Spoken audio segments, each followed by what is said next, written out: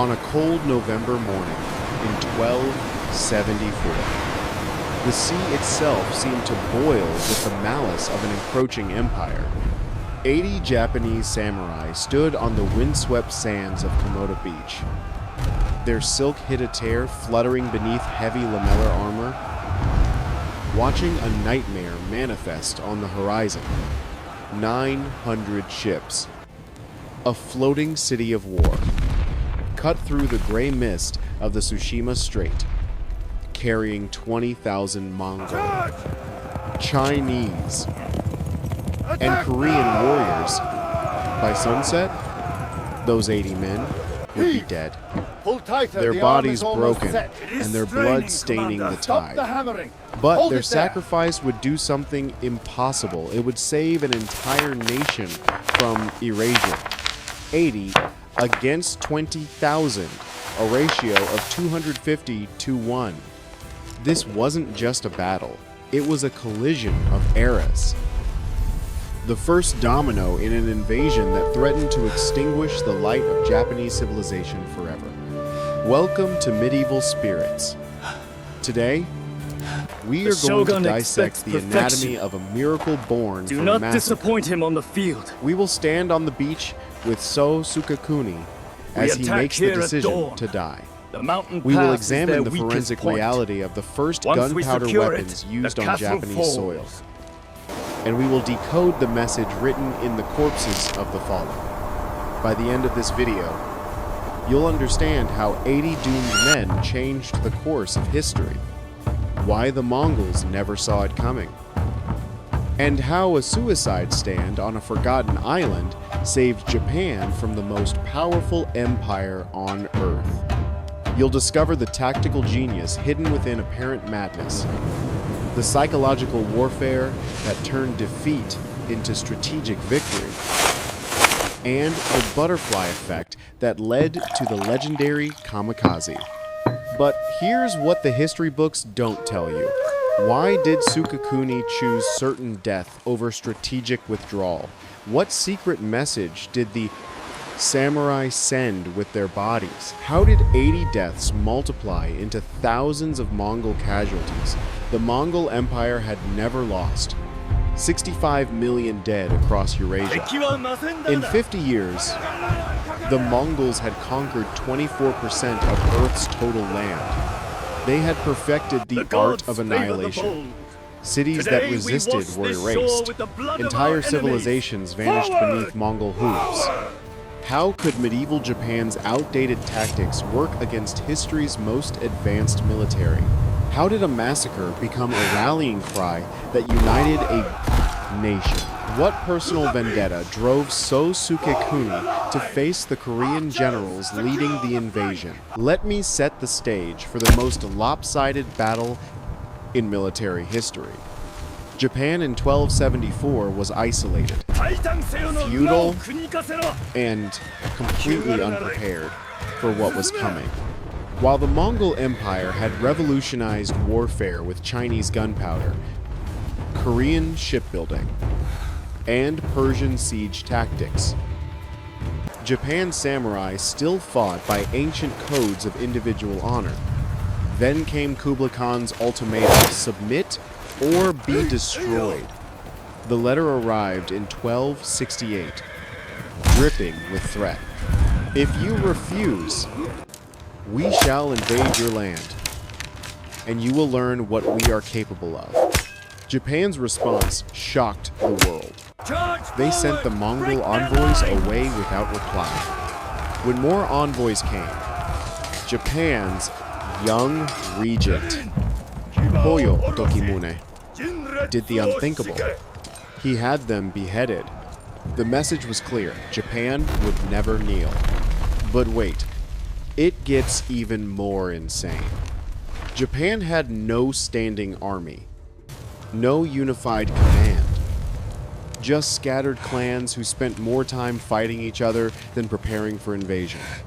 Their greatest warriors fought with swords and bows, perfect for honorable duels, useless against Mongol mass tactics. Enter So Sukekuni, the demon of Tsushima, lord of the island that stood between Korea and Japan. He commanded just 80 mounted samurai. History remembers him as stubborn, They just kept coming. traditional, I saw Ogadai maybe fall. even foolish. We must retreat, But Commander. hidden We must. in the historical records is something else. A Keep the man who fires understood contained. that some battles We are need these fought yurts not up to before win, nightfall. but to send a message. The power dynamics were staggering. The Mongol Empire controlled everything from Poland to Korea. They had the world's most advanced navy built by conquered Korean shipwrights. They had Chinese artillery, Muslim engineers, and the collective military knowledge of 100 conquered nations. Tsushima wasn't just Japan's first line of defense. It was a 271 square mile island with no walls, no fortifications, and no chance. The Mongols could have bypassed it entirely, but Kublai Khan wanted to make an example. He wanted Japan to watch its frontier burn. What happened next shocked even the battle-hardened Mongols, because So Sukekuni had a plan, not a plan to win. A plan to lose in a way that would echo through eternity. He would turn military suicide into psychological warfare. The stage was set. Two worlds were about to collide. The Mongol Empire's calculated brutality against Japan's weaponized honor. Modern military analysts have discovered that everything that followed was actually deliberate. Every death planned. Every sacrifice calculated. But how do you stop an invasion force that's never been defeated? The Mongol armada that appeared off Tsushima's coast defied comprehension.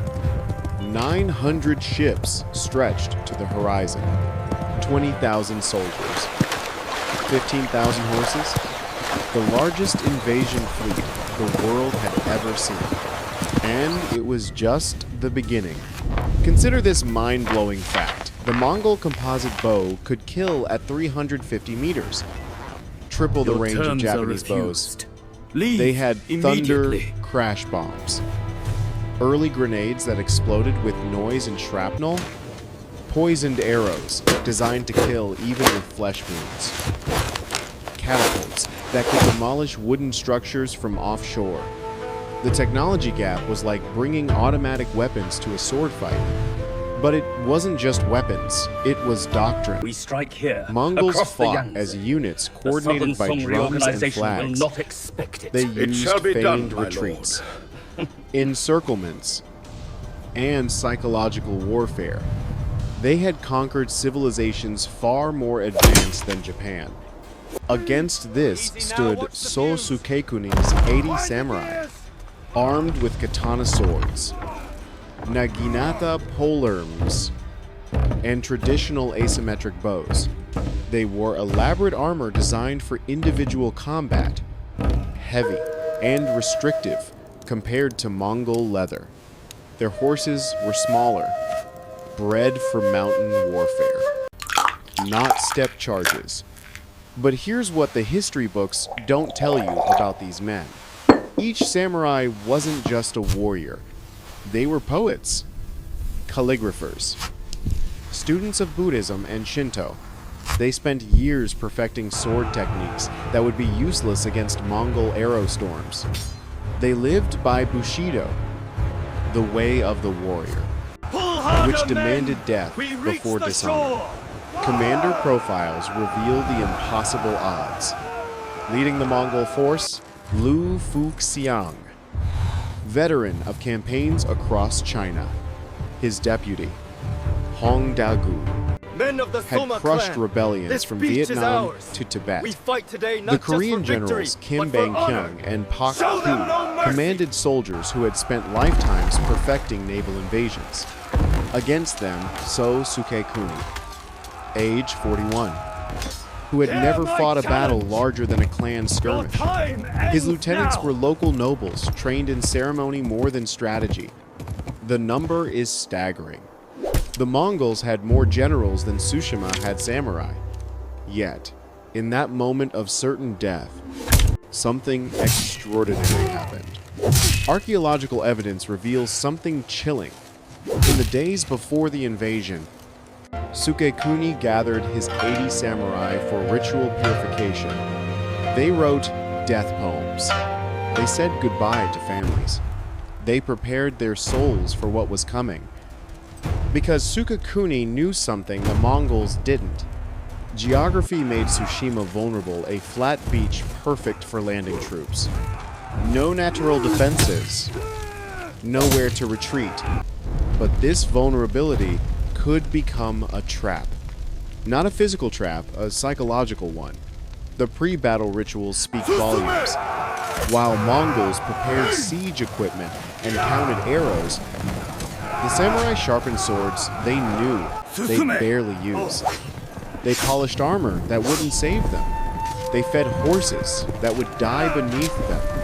Then came the moment that changed everything. Dawn, November 4th, 1274. Mongol drums echoed across the water. The invasion had begun. From Tsushima's watchtowers, sentries counted ships until they lost count. The horizon turned black with war.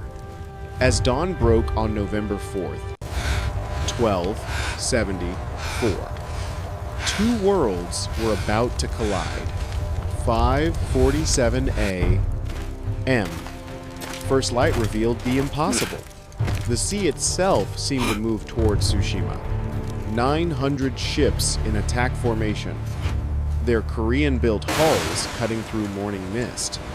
From the watchtowers, Japanese sentries sent mirror signals inland, enemy beyond counting. Imagine this. You're standing on that beach, watching death approach at 8 knots. The sound reaches you first. Mongol war drums synchronized across the fleet, creating a heartbeat of doom. Then, Korean battle songs. 20,000 voices promising annihilation. Your horse shifts nervously beneath you. Your 79 brothers in arms stand silent, knowing these are their last hours. 6:15 a.m. So Sukekuni convenes his final war council. His general suggests the logical response: retreat inland, force the Mongols to fight in difficult terrain, buy time for reinforcements. But Sukekuni reveals his stunning decision. We fight on the beach. We fight where they can see us. We fight where our deaths will echo loudest. 7:30 a.m. First Mongol landing craft hit Komoda Beach. What followed defied all laws of warfare. The samurai, following ancient tradition, sent their youngest warrior forward. 16-year-old Taira no Kagetaka, to challenge the enemy to single combat. He announced his lineage, his achievements, his challenge to any Mongol brave enough to face him. The Mongol response shattered Japanese honor codes forever. No champion emerged. Instead, the sky darkened with arrows. 1,000 shafts turned Taira into a human pincushion. He died before his challenge was complete. His words literally cut short by Korean arrows. But hidden in the carnage was a stroke of genius. This wasn't medieval stupidity. It was calculated psychology. Every samurai who died following Bushido code sent a message. We will not adapt. We will not modernize. We will die as we have lived. And that terrified the Mongols more than any military innovation could. 8:45 a.m. The Mongol beachhead expanded rapidly. Thunder crash bombs exploded among Japanese horses, causing panic. The Tetsuhao bombs, ceramic shells filled with gunpowder and shrapnel, created a deafening roar that the Japanese horses had never heard. sending them into a frenzy that broke formation before the enemy even arrived. Poisoned arrows found gaps in samurai armor. Korean infantry formed shield walls that samurai swords couldn't penetrate. The technological mismatch was absolute. Then something happened that military historians still can't explain. As villages burned behind them, Sukakuni had ordered civilians to evacuate and torch everything. The 80 samurai formed a single line on the beach. Not a defensive position. Not a tactical formation. A pared line. As if preparing for ceremony rather than slaughter. Hong Dagu, watching from his command ship, reportedly asked his translator 3 times, "What are they doing?" The answer made no sense. They are preparing to die beautifully. 9:30 Position the payload. M. Ready the The winch. pattern was established. Individual samurai would charge forward, announce themselves, and die under arrow fire. Each death took precious minutes. Each ceremony forced Mongol troops to watch warriors choose death over tactical sense. The psychological impact was immediate. Mongol conscript, many of them Chinese and Korean forced into service, began whispering about Japanese demons who love death more than life. But wait, it gets even more insane. Civilian evacuations revealed Sukekuni's deeper strategy. He had ordered specific evacuation patterns, ensuring refugees would be visible to Mongol scouts. The message: these aren't warriors defending resources. These are fanatics defending ideas. Every Japanese you kill will die like this. Every beach, every village, every foot of ground will cost you warriors. The burning village strategy created tactical problems for the Mongols. Smoke obscured sightlines. Flames prevented cavalry charges through settled areas. The scorched earth meant no immediate resupply from conquered territory. Sukekuni had turned his island's weakness into psychological warfare. 10:15 a.m. 3 hours into the invasion, Mongol forces had established a secure beachhead. Their casualties fewer than 50. Japanese casualties, 23 samurai dead, each dying in ritualistic charges that achieved nothing tactically. Then, So Sukekuni gave an order that defied all military logic. Instead of the piecemeal suicide charges, all remaining samurai would attack together. Not in smart formations that might achieve tactical surprise, not using terrain or timing to their advantage. A frontal charge across open beach into the teeth of the most efficient killing machine on Earth. The Mongol drummers increased tempo, signaling enemies approaching. Archers knocked arrows. Infantry braced shields. What came next would be remembered for 750 years. 10:27 a.m. So Sukekuni raised his war fan. 57 samurai formed a single line. 23 had already fallen in individual charges. Their horses stamped and snorted, sensing what was coming. 200 meters of open beach stretched between them and 20,000 Mongol invaders. So Sukekuni's war cry split the morning air. 57 horses exploded forward, their riders screaming death poems and family names. The sound was primal hoofbeats like thunder, men roaring their ancestry to the sky. The metallic ring of drawn katanas catching sunlight. The Mongol response was mechanical and devastating. Drum signals coordinated 3 volleys. First volley at 150 meters. Arrows darkening the sky, like a plague of locusts. Samurai fell. Horses screamed and tumbled. second volley at 100 meters, more precise, aimed at gaps in armor. Third volley at 50 meters, point-blank annihilation. But then came the first reversal. 31 samurai somehow penetrated the arrow storm. They hit the Mongol front line at full gallop. And suddenly, individual combat skills matter. Katanas, perfectly weighted for mounted warfare, carved through Korean spearmen. Naginata polearms, swung from horseback, shattered shield walls. The mathematics were simple.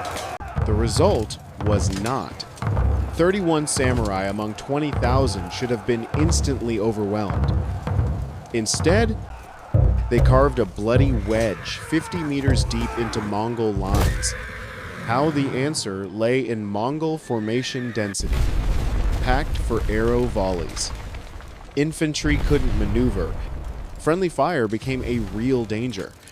Mongol archers couldn't shoot without hitting their own men. Taira no Kagetaka's older brother, Kagehiro, killed 7 Mongols before a Chinese pike found his horse's heart. As he fell, he performed seppuku, ritual self-disembowelment, rather than be captured.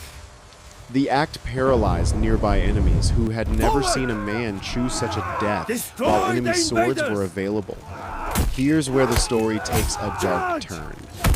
Mongol commanders, recognizing the danger of letting samurai penetrate their lines, ordered a tactical withdrawal. Drums signaled the maneuver. Korean infantry began stepping back in practice formation, but the samurai had one final card to play. The sound of their horns Instead of allowing the withdrawal, they dismounted, but there were on too many. foot in heavy armor. Set On up the main sand, camp here. they Move charged the deeper supplies faster. into The enemy fires are lines. spreading. It was suicide, but it was calculated suicide. Hong Dagu watched from his command position, increasingly disturbed. His interpreter explained, "They seek death within your ranks. They believe dying surrounded by enemies guarantees eternal honor." The Mongol general spat in disgust. "Then give them what they want." 1041A M. Thunder crash bombs detonated among the samurai. The concussions alone killed 3. Their armor providing no protection against overpressure. Poisoned arrows found every gap. Korean maces, crushed helmets. The technological advantage finally asserted itself. But then came reversal number 2. As samurai died, they didn't just fall. They performed death rituals. Even mortally wounded, they attempted to write final poems in their own blood on armor pieces. They died facing the enemy, never showing their backs. Some held positions on their knees after death, propped up by armor and willpower. The psychological impact on Mongol conscripts was immediate. These weren't just warriors, they were something else. Something that chose death as victory. Whispers spread through the ranks, demons, spirits, not human. Modern military analysts have discovered the true genius. Every ritualistic death took time. Every ceremony slowed the Mongol advance. By 11 a.m., the invasion was 3 hours behind schedule. Supply ships waited offshore. Reinforcement waves stacked up. The entire invasion timetable, predicated on quick victory and using Tsushima as a forward base, began to collapse. 11:13 a.m. Only 12 samurai remained standing. So Sukekuni among them. They had penetrated so deep into Mongol lines that they were now near the enemy command position. What happened next shocked even the battle-hardened Mongols. Sukekuni identified the Korean general Kim Bang-kyung's banner Instead of seeking escape, the 12 survivors formed a wedge and charged directly at the command group. It was impossible. Hundreds of elite guards surrounded the generals. But impossibility had been the theme of the day. The final charge was pure Bushido insanity. Sukekuni personally cut down 3 guards before a Korean sword found his thigh. Dismounted. Bleeding. He continued on foot. His remaining men followed. Each step a defiance of military logic. Scientists have calculated the mathematical impossibility: 12 exhausted men in damaged armor charging through 300 fresh guards. They made it 30 meters. Far enough for Kim Bang-kyung to see Sukekuni's eyes, to understand the message. Every island will be like this. Every Japanese will die like this. 11:19 A.M. Sukekuni fell to his knees. 17 wounds, making standing impossible. But even then, he performed seppuku, maintaining eye contact with Kim Bang-kyung throughout. His death poem found later on, his armor read, "Morning frost melts to reveal steel beneath." The last samurai fell at 11:24 A.M. The Battle of Komoda Beach had lasted less than 4 hours. 80 samurai were dead. But the real number will shock you. Down like hail. Mongol casualties exceeded 300, with another 200 wounded. We must retreat, A Commander. 250-to-1 force advantage had yielded only a 4-to-1 casualty ratio. But wait, there's more. The wounded Mongols told disturbing stories. Samurai who fought with mortal wounds. Warriors who smiled while dying. Men who seemed to welcome death like a lover. The psychological damage spread like plague through conscript ranks. Then came the moment that military historians still debate. As Mongol forces reformed and prepared to advance inland, they discovered something that changed everything. The samurai bodies hadn't fallen randomly. They had died in formation, creating an arrow pointing inland. Stop the hammering. Even in death, they were leading the enemy forward, deeper into Japan. The message was clear: come follow us into death. Every step forward is a step into hell. We have 10,000 more warriors who will die exactly like this. The Mongol advance. Scheduled to penetrate 10 miles inland by nightfall, stopped at the beach. As the last samurai fell, something unexpected happened in the Mongol ranks. Do not disappoint him on the field. 11:30 A.M. The beach fell silent, except for the moaning of wounded and the crash of waves.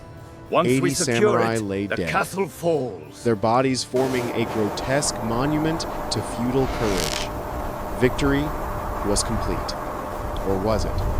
The discovered bodies revealed something that chilled Mongol commanders. Each samurai had sewn a white strip of cloth to their armor, their funeral shrouds. They had come to the beach already dressed for death. This wasn't desperation. It was premeditation. The complete annihilation statistics told 2 stories. Japanese losses, 80 samurai. 100% casualty rate. 200 civilian auxiliaries who had refused evacuation. Choosing to die, supporting their lords. Total 280 dead.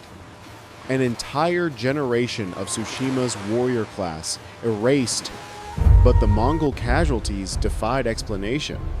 312 dead, 247 wounded. Nearly 500 casualties inflicted by 80 men. Worse, the dead included 43 officers, men who had led from the front and paid for it. The wounded told stories that spread fear. Samurai who fought without heads, who killed while dying.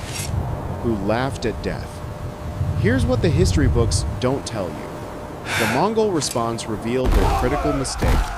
Instead of immediately advancing inland, they spent 6 hours pacifying the beach area. They burned villages already evacuated. They executed civilians who had stayed behind. Elderly and infirm who had chosen death over flight, Kim Bang-kyung ordered atrocities meant to terrorize heads on spears. Bodies mutilated and displayed. The message: this is what happens to those who resist. But he had misunderstood Japanese psychology entirely. Every atrocity was witnessed by hidden scouts who carried detailed reports to the mainland. The discovered writings changed everything. Sukekuni's final orders, found on his lieutenant's body, contained detailed intelligence about Mongol tactics, weapons, and weaknesses. He had turned his men into a reconnaissance force, gathering information worth 1,000 lives. Archaeological evidence reveals something chilling. The samurai had scratched messages on their armor before battle. Not prayers for victory, but technical notes. Arrows ineffective against leather armor at 30 meters. Horse charges can penetrate shield walls at joints. Thunder bombs have 3-second delay. The immediate Mongol actions created unintended consequences. Mongol soldiers looting samurai bodies found personal items that humanized the enemy homes about children. Letters from wives. Drawings of home. The demons were men. Fathers. Husbands, men who had chosen to die rather than see their families enslaved. 3P. M.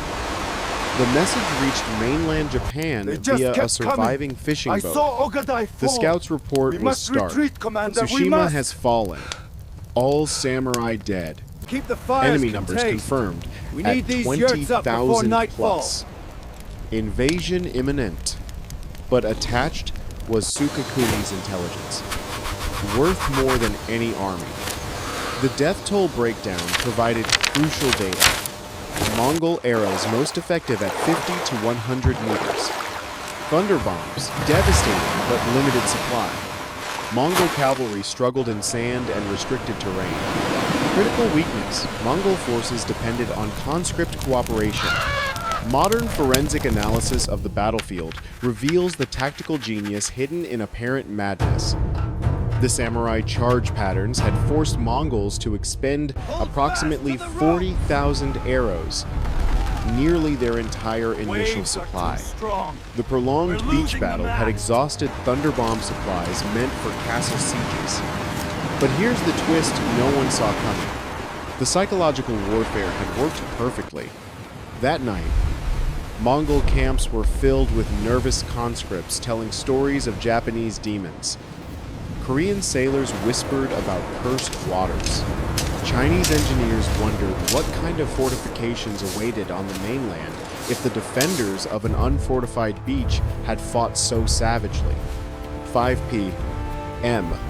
As sunset approached, Kim Bang-kyung made the fateful decision. Instead of the planned immediate advance to establish a forward base, Mongol forces would camp on the beach overnight. They needed rest, resupply, and most importantly, time to process what had happened. The aftermath revealed the true genius. 80 deaths had bought Japan 18 crucial hours. The sacrifice at Tsushima transformed Japanese resistance. Within 24 hours, Sukekuni's tactical observations had spread to every defending commander. Samurai across Japan studied how 80 men had inflicted 500 casualties. They learned to target Mongol officers, exploit thunder bomb delays, and attack supply lines. But the psychological impact exceeded the tactical.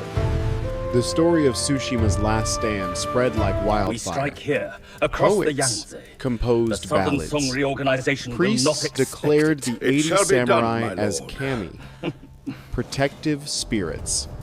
Most crucially, the fractured samurai. Clans united for the first time in generations. If 80 men could face 20,000, what could 10,000 samurai accomplish? The Mongols spent 3 days on Tsushima, far behind schedule. Every hour of delay allowed Japan to mobilize. When Mongol forces finally landed at Hakata Bay, they faced not scattered defenders, but organized resistance implementing Tsushima's lessons. The fierce Japanese resistance, inspired by Tsushima, prolonged fighting until seasonal storms approached. When the kamikaze divine wind destroyed the Mongol fleet, Japanese defenders saw it as the 80 samurai spirits defending their homeland. If you want to explore more topics on history and uncover the untold stories of the past with medieval spirits, make sure to like, subscribe, and ring the notification bell for more insights.